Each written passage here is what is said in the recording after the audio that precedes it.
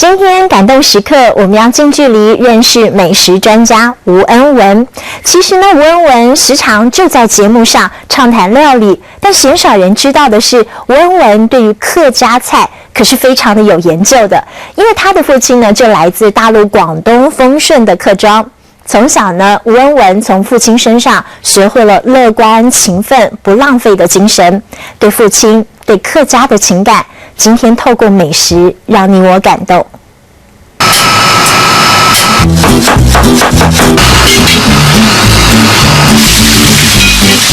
油亮亮的红烧肉在锅子里翻滚着，香味也跟着流窜。那双手不停地移动铲子，料理客家红烧肉的不是哪位好媳妇儿，而是美食专家吴恩文。原来吴恩文是广东客家人，说客家话他不行，倒是料理客家菜很专精。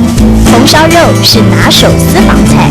平凡的猪五花肉多了虾米、香菇和鱿鱼，里头暗藏客家情怀。那客家人喜欢这个勤俭持家嘛，所以就算没有新鲜的东西，他就会拿一些干货来代替。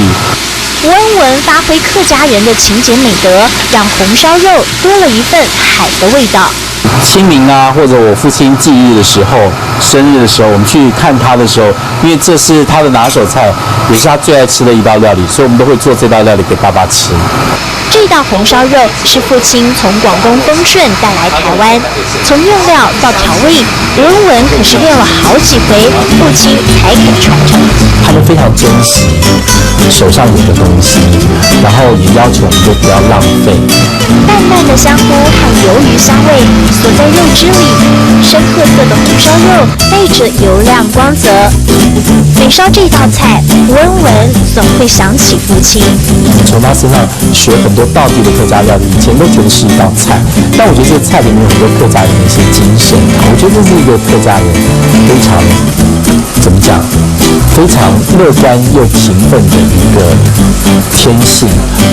乐观勤奋不是什么伟大情操，却表现客家人踏实应景的处事法则。广东丰顺一脉相承的滋味，吴恩文用慢火煨尽父亲的爱，等待红烧肉染上提壶色，尝一口便是客家的不忘本，是色香味俱全的感动时刻。